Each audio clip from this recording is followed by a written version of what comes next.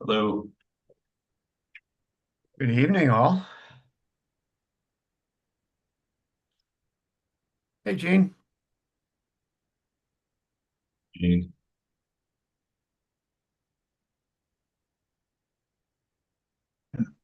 Yeah, how's that? There he is. Much better.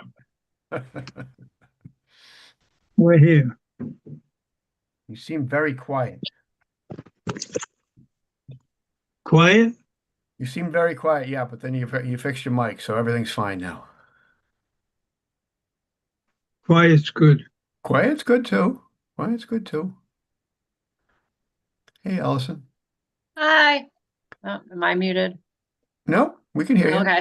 I see we have Sheila. Are we expecting anyone else from planning board? Oh, there's Dan. Okay. All right. Well, I show the time is 6:31. It's March 25th, and I am calling this meeting of the Nahant Board of Selectmen to order. Opening comments. Resident parking stickers are now available for purchase at nahant.org. Annual Town Census. The 2026 Annual Town Census has been mailed to residents. Resident parking stickers will not be approved without a completed census. For more information, contact the town clerk. Annual dog licenses are due back to the town clerk by April 1st, 2026. Any licenses submitted after April 1st will be charged a $20 late fee. Swim Spring Beaches cleanup on Sunday, April 12th from 11 to 2 at Short Beach and Doggy Beach. The Charles Kelly Scholarship applications are due by April 10th, 2026. Visit the scholarships page at nahant.org for how to apply and other scholarship applications. The town election is on Saturday, April 25th, 2026. Election polling hours will be from 7 a.m. to 8 p.m. at the Nahant Town Hall. For more information and early voting hours, contact the town clerk or visit the town election page at nahant.org. The annual town meeting is Saturday, May 16th, 2026, beginning at 12:30 p.m. at Nahant Town Hall. For more information, contact the town clerk. We're going right to ongoing business, where we will be approving the omnibus budget, and I move that the Board of Selectmen approve the omnibus budget and send it to the Advisory and Finance Committee for their review. Do I have a second? So nothing Second. has to be done here, sorry, because there's no changes to the omnibus budget. Okay, So you don't should we have to take skip a this? vote. You Okay, can skip this one, go to the all right, next. I was curious about that. So that brings us to item B, which is a vote to open and close the annual town meeting warrant. So I will move that the Board of Selectmen open the annual town meeting warrant. Do I have a second? Second. Take it away, Allison. Oh, hold on. Oh, Roll call. roll call vote. Yes. Go ahead. Gene Counter. Coffey, aye. And Rob Thibault, aye. Motion is unanimous. Now, Allison.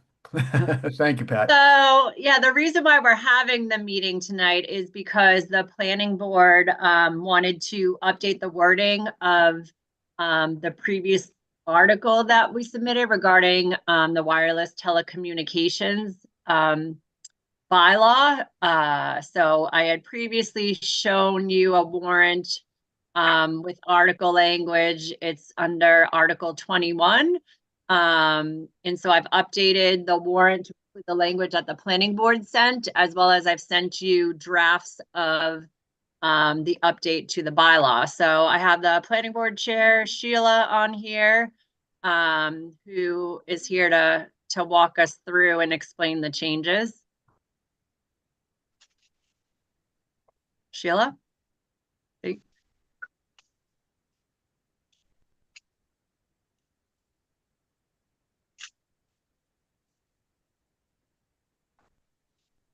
Sheila, you're muted and your video is off.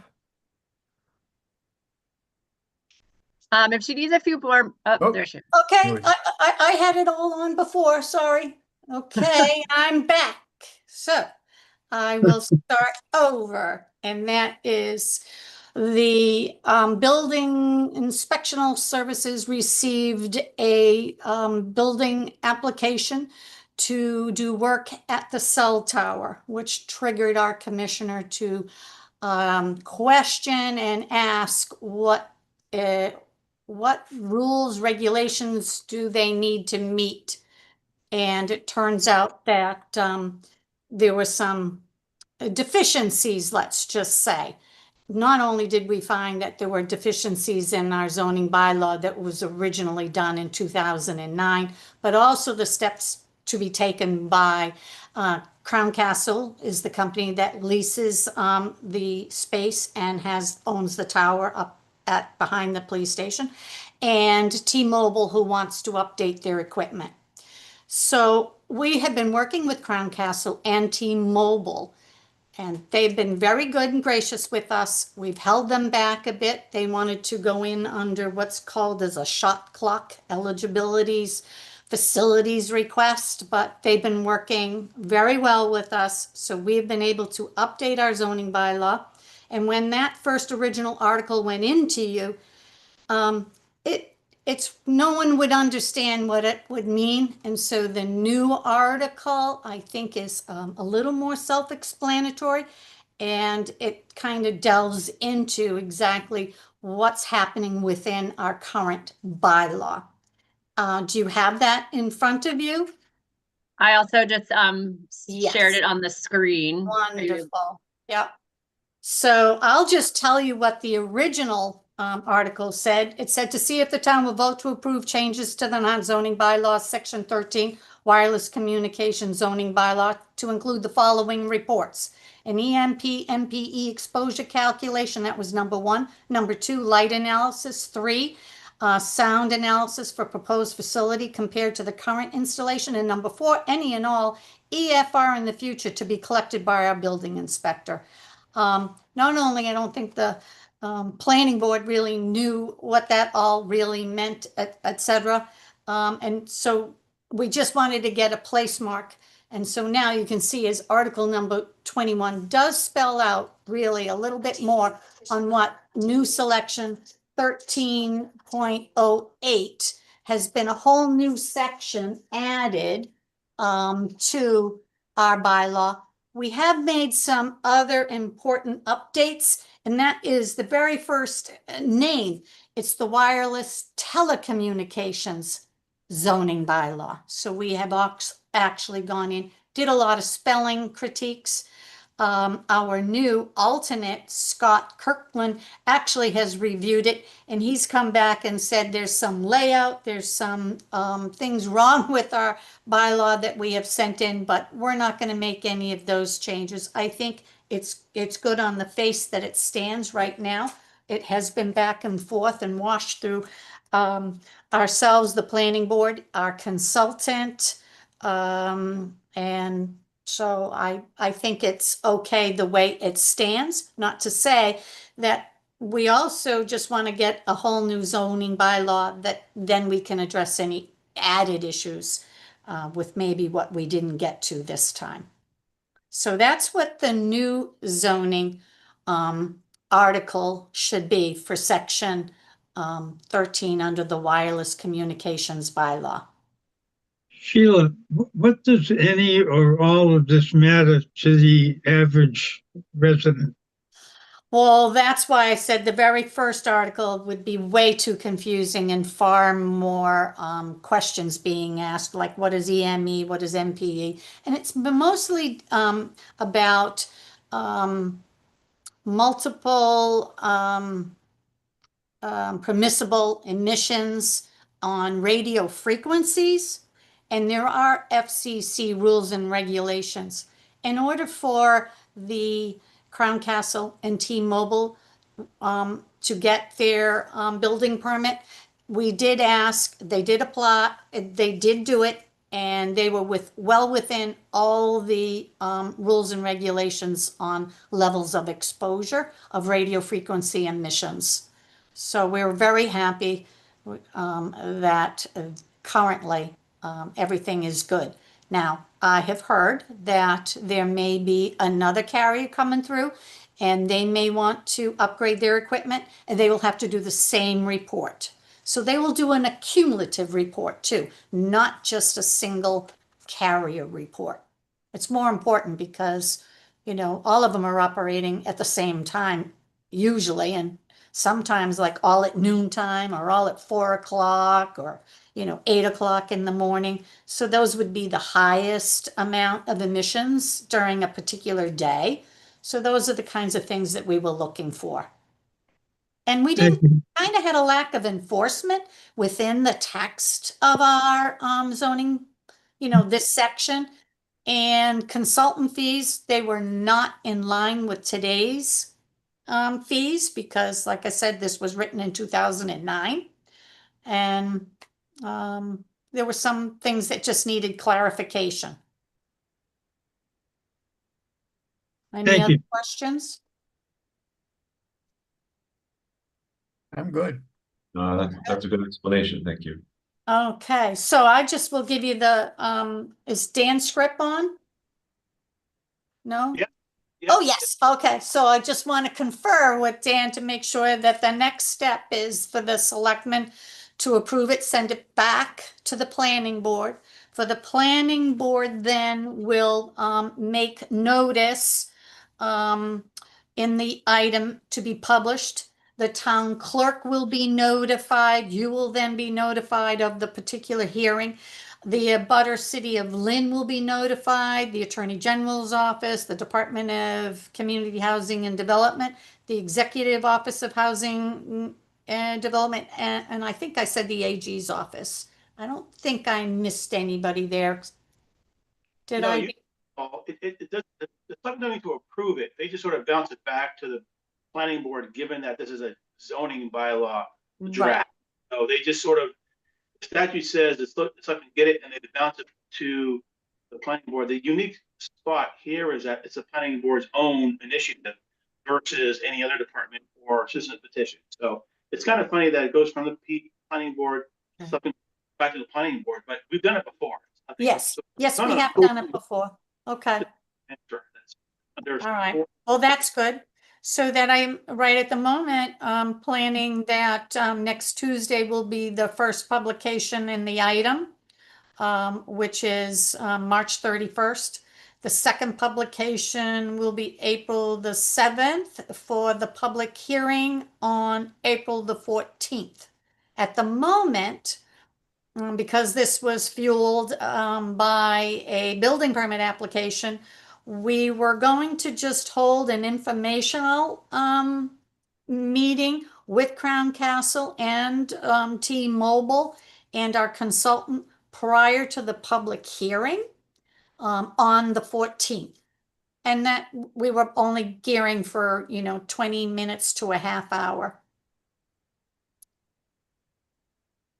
So does that? A question, and this might be for Dan also. The motion that we're currently undertaking has to do with this being added to the warrant. And I heard a comment about how this needs to go to the selectmen for, I guess, our approval. Is that somehow mixed into what we're doing now as far as looking at it, or do we have to take this as take that piece separately? Oh, it's not an approval. Oh. It's just really, it's You just have to basically just show it to us? The process. procedural. It's just because it has to go to the selectmen and they bounce it to the planning board from whatever source it comes, and they go through the hearing process. Okay. So it is kind of unique in that it comes from the planning board, but it's not unusual. Okay. All right. So Would we need to say we're referring it back to the planning board in our motion, or Referring to the planning board, yeah, that's referring to the planning board? in the Form 7 that Diane filed with the state. Once, if the town meeting approves it, there are dates they request regarding, when did it go to the selectmen? When did it selectmen send it to the? Right. We need to fill, so that date will be today. And then we go from there. So it is procedural. Dan, you're very broken up. Your audio is very broken up. Sorry, I gotta move my speaker closer to my computer. Thank you. Much better. Yeah, it's procedural. There's a Form 7 that Diane needs to file with the AG once, if and when this is passed, and it will ask for these particular dates. When it was sent to the selectmen, when it was, selectmen sent it to the planning, board. Those have to be within, I think, 10 days or something. This is happening on the same day, so it's just procedural. So there's no approval needed. Okay. But so Dan, they don't have to take a motion to say we're referring this back to the planning board. I think Yeah, that's the question. that could be a motion. The motion that's not necessary is the approval aspect Okay. of the, Uh, just we're sending it, now we're delivering it to the planning board to hold their hearing, Yep. offer a recommendation to town meeting. Okay, so that wasn't on the agenda for tonight, do we? Yeah, okay. Well, All right. it was open and closed the agenda. I think the inference was there was a new item to be added, so it's still within it's still within the ambit of the notice. So I think you can take that vote today. Yeah. mhm. Okay. Well, so, To send it back, right? Just to send it back, vote to send it back to the planning board. so we can do that within the motion we're currently in? I thought that was the motion that was made. Well, okay, Now, the motion was made to open the warrant and add this language to Yep. it. So there'll be a separate motion then to send this to the planning board. okay. So when we close the warrant again, then we would take the vote on this. No, the warrant's open at the moment, right? Right, but when we So- get, okay, So the motion would be to accept the petition, so to speak, from the planning board and then send it back to them for their hearing process. And then you would close the warrant. Well, so wait a minute. We don't want to close the warrant yet because I have two more additions. Okay, But I there think are- procedurally what Rob is I- asking is because there's already a motion out there the current motion is to open the warrant and we're talking about this article. Can he then present a second motion to refer it back Well, to, you know what I mean? Well, the motion's already been open. We've already voted on the motion. The warrant is open, right? So we already voted on that. True. So now he Right. can present another motion to say, the Board of Selectmen votes to send this back to the planning board and they can Yeah. vote on that. Okay. and we can do that now. Yes. Okay, then I move, thank you. So yeah, the zoning bylaws are a lot of stuff going on with zoning bylaws. So it's Okay. Yeah. Before you take a vote, I do have a question for Sheila. Given the dates for the publication and the public hearing and everything, I do just want you to be aware that the finance committee has to be done with their recommendations and it has to be sent to the printer by Friday, April 17th. Okay. So I don't know if this is going to Okay. get into that. We're gonna try. We're gonna try. Okay, absolutely, absolutely. And then if not, we do just have to have a way, that people are able to view it. I mean, obviously we could publish it to the website, but if, we Right. decide to do handouts at town meeting, or we can discuss that. And I just want to let you know that I do have planning board does have a meeting with the FinCom on April the 2nd. So we are moving along. Okay, so this is Article 21, is that correct, Sheila? Yes, Okay, so I'll move that we send Article 21 back to the planning board. Second, Roll call vote. Gene Canty, aye. Ed O'Reilly, aye. Rob Tibbo, aye. thank you. You're welcome, thank you. Thank you. So we're back to Allison again? Yes, so since we were opening the warrant again today, I have two other changes that I wanted to present to you. I want to scroll up to it's Article 19. So this was originally presented to you. I don't know why. There we go. After our last conversation about this article, it's a proposal to reduce the amount of time that a person can come up and speak on an item on town meeting floor. After I presented this last time, there was some discussion, and technically the moderator can make any adjustment that he wants to. Town meeting is the moderator's meeting. So I did just want to add this verbiage in here unless permitted by the moderator.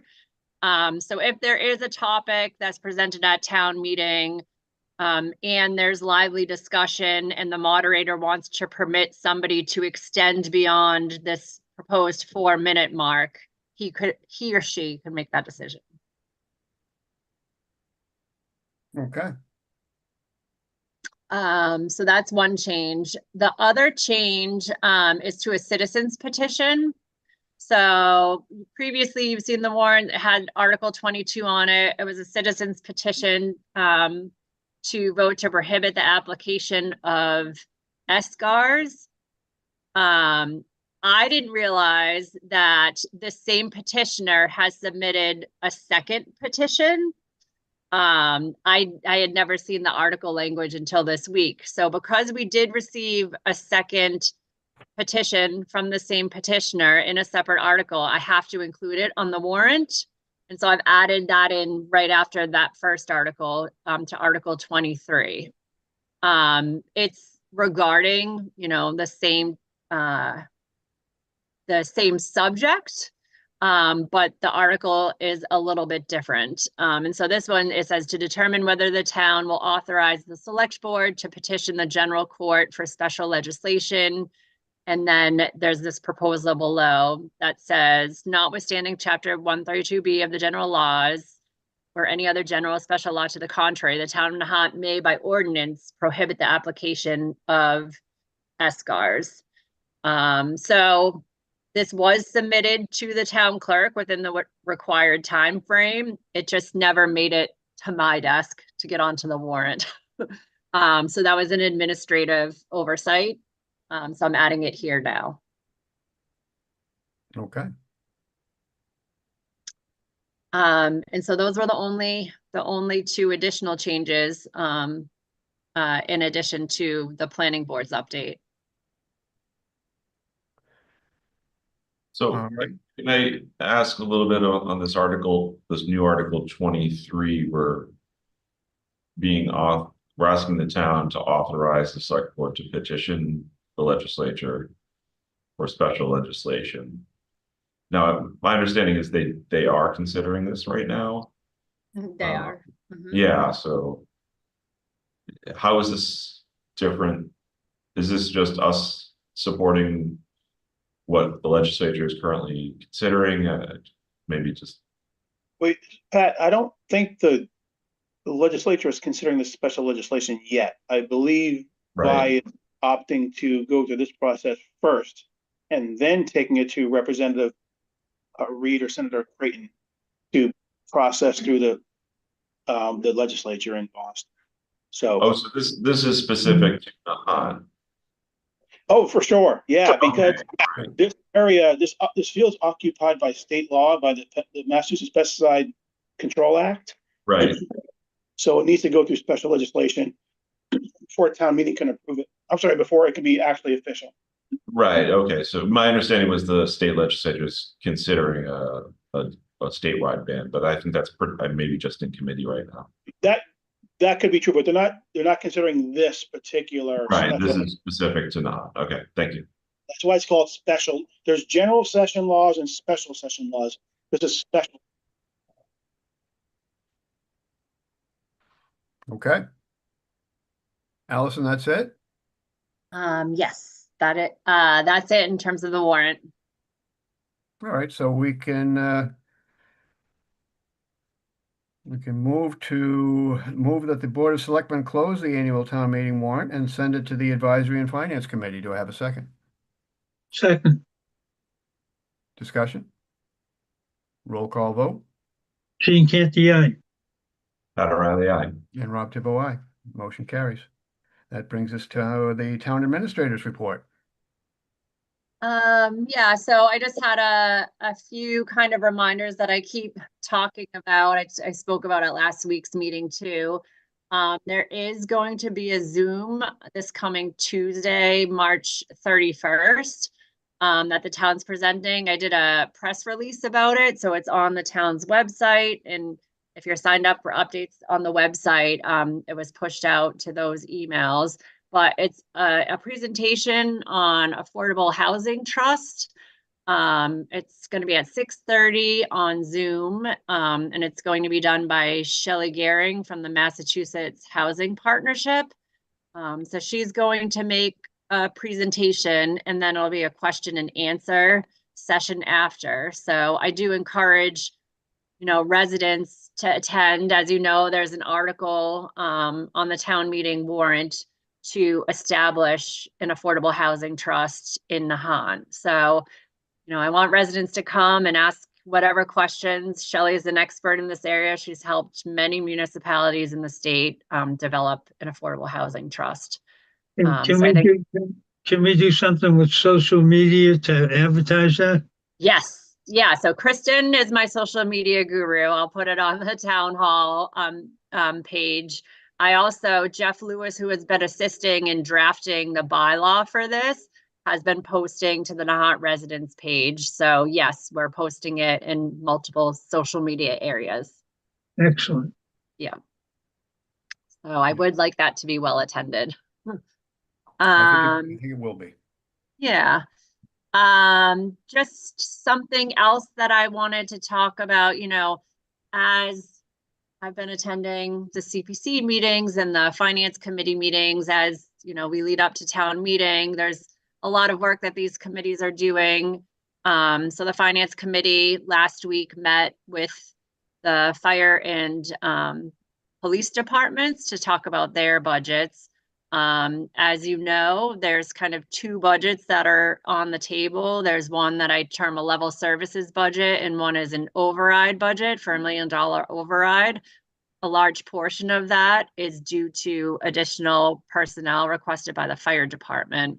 And as these discussions have happened at finance committee meetings, there's been a lot of talk about whether the town goes out and looks for grants or seeks grants that can, support any of these operations.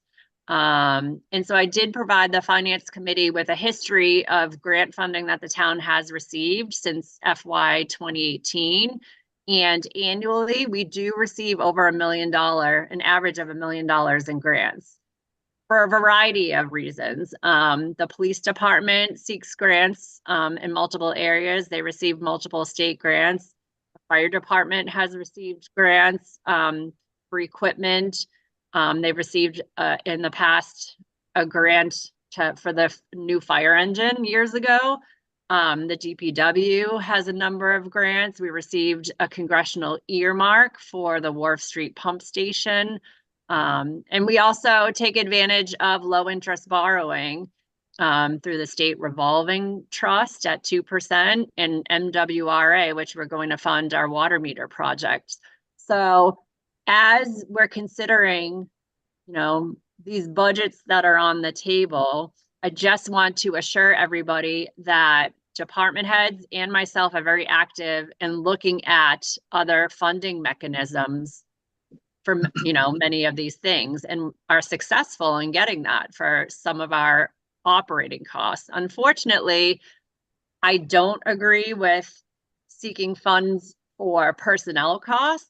To me, personnel, it's an ongoing cost. And while it would be great to have funding for personnel in 1 year, eventually the town would have to absorb that cost, right? You wouldn't get grant funding for an eternity for personnel costs. So that's why you'll see most of these grants are for capital related costs, one-time expenditure that then the town doesn't, we get the benefit of it and we don't have to absorb the cost in a later year. So I just wanted to make that clear. And we do have departments that are very active in seeking external funding. That's good to hear. I'm assuming that there must be all sorts of chatter amongst professional organizations, police, fire, DPW. I'm sure that they're all members of various organizations that would be discussing this sort of thing, sharing information and that. And I can only imagine what other resources they may have. And I think it's from my standpoint, looking at the amounts of funding that we've received, it's really quite amazing that as we struggle to make our own budget, we can only imagine what it would be if we had to fund these projects ourselves. So I think they've done a great job, and really we owe them a debt of gratitude. Agreed.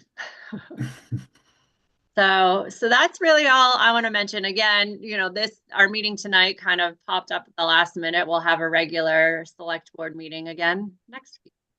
Okay. So that brings us to citizens' comment. Does anyone have anything they'd like to ask or comment they'd like to make?